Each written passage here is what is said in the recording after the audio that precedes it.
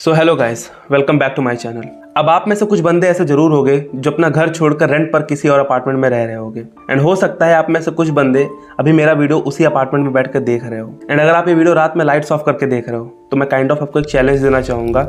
इस पूरी वीडियो के दौरान आप अपनी लाइट्स ऑन नहीं करोगे एंड कमेंट कर देना अगर आप ये चैलेंज कंप्लीट कर पाते हो तो। So without further adieu, let's move on to the video.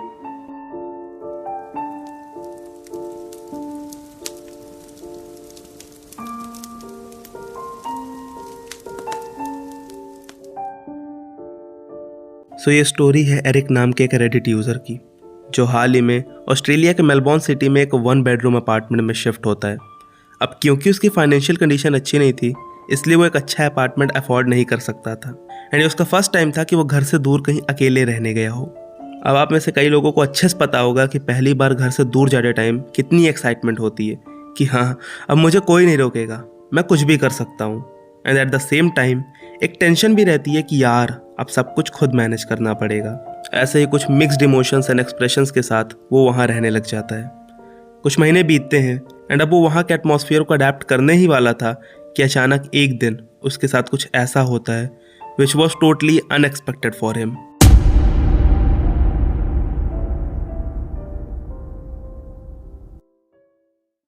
जब एरिक काम खत्म करके अपने अपार्टमेंट में वापस लौटता है, वो देखता है कि उसके सीलिंग पर जो क्रैक था, जिसे एक वुडन ब्लॉक की मदद से बंद किया गया था, वो ब्लॉक उसके रूम में 2 भाग में टूटा हुआ पड़ा है। एंड उस ब्लॉक को अच्छे से एग्जामिन करने के बाद उसे ये पता चलता है कि ऐसा कोई भी चांसेस नहीं है कि ये अपने आप गिर कर टूट गया हो, बिकॉज वो ब्लॉक लगभग चौड़ाई में 2 इंच का था। एंड तभी सीलिंग में कुछ हलचल होती है एंड एरिक को कुछ अननोन साउंड सुनाई देता है। कुछ ऐसा साउंड जो उसका माइंड रिकॉग्नाइज ही नहीं कर पा रहा था। He was frozen stiff in fear.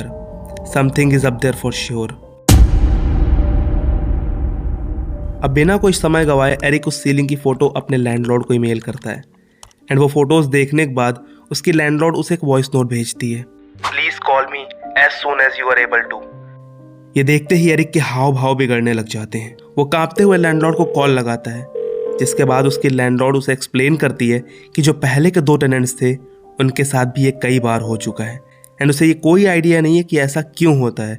वो हर बार उसे ठीक करवाती है पर ये अपने आप गिर के टूट जाते हैं। And at the same time वो एरिक से प्रॉमिस भी करती है कि वो इस क्रैक को जल्द से जल्द ठीक करवा देगी।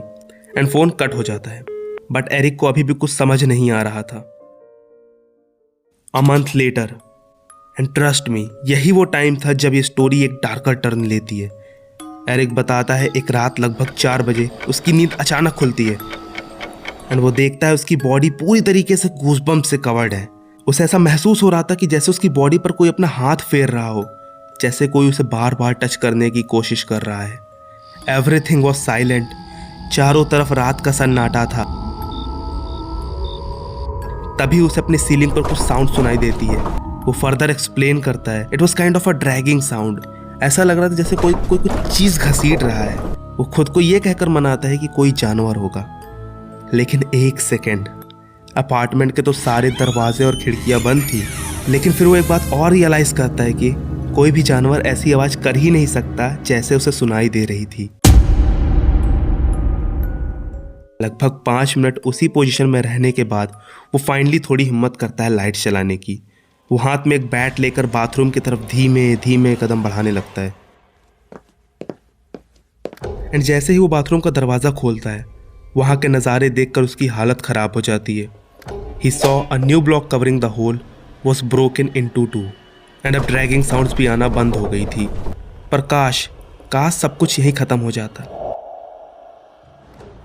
बट तभी उसी होल में से बच्चों की फुसफुसाने की आवाज़ें सुनाई देने लगती हैं। गौर से सुनने पर उसे ऐसा लग रहा था जैसे कोई एक बच्चा बार बार एक ही लाइन रिपीट कर रहा हो, it's your turn now. Eric वहाँ से हांफते हुए बेडरूम की तरफ भागता है एंड तुरंत पूरी अपार्टमेंट की लाइट ऑन कर देता है। It's 5 AM now. सब कुछ शांत होने के बाद वो अपना मन बहलाने के लिए टीवी देखने लगता है, बट कुछ ही देर बाद अपार्टमेंट की लाइट का फ्यूज़ उड़ जाता है एंड उसका पेट पैरेट, जिसे वो किचन में रखता था, वो काफ़ी तेज़ चिल्लाने लगता है। नॉर्मली उसका पैरट एकदम शांत रहता था, बट आज वो एकदम एबनॉर्मली बिहेव कर रहा था। अब एरिक को समझ आ चुका था कि वहाँ रहना ठीक नहीं है। वो कार की चाबी उठाकर बहुत तेज बाहर भागता है एंड जाकर अपनी कार में बैठ जाता है। उसने ये ठान लिया था कि अब वो कुछ देर तो घर बिल्कुल नहीं जाएगा। एंड जब वो बाहर लोगों को अपने पेट्स के साथ घूमते हुए देखता है, तब जाकर उसकी जान में जान आती है। फिर लगभग 8 बजे वो वापस घर जाता है। The gate was wide open.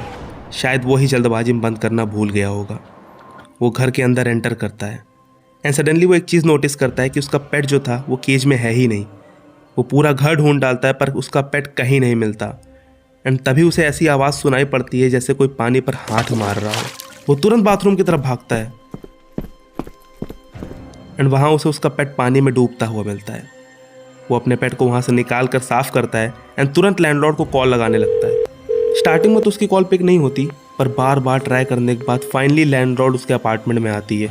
Eric बिना सोचे समझे, बिना कुछ सुने उसे पिछली रात की सारी कहानी बताने लगता है। And the reaction of landlord was not expected at all. वो एरिक से कहती है, oh wow, you heard the whispering to.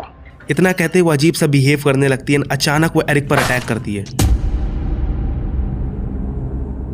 किसी तरह करके वो वहाँ से अपनी जान बचाकर भागता है एंड तुरंत जाकर पुलिस को सारी बातें बताता है। एंड जब पुलिस उस अपार्टमेंट में जाकर देखती है तो वहाँ का माहौल और भी खराब था। चारों तरफ खून ही खून फैला होता है। उस लैंडलॉर्ड को हर जगह ढूंढा जाता है, पर वो ना तो अपार्टमेंट में मिलती है ना ही उसके घर पर। जिसके बाद जब पुलिस आसपास के लोगों से पूछताछ करती है तो एक और बहुत अजीब बात सामने आती है। सब बताते हैं कि वो अपार्टमेंट कब से वीरान पड़ा है। ना एरिक से पहले कोई वहाँ रहने आया था, ना एरिक के बाद कोई वहाँ रहने आया है। ये सुनते ही एरिक के हाव भाव बिगड़ जाते हैं।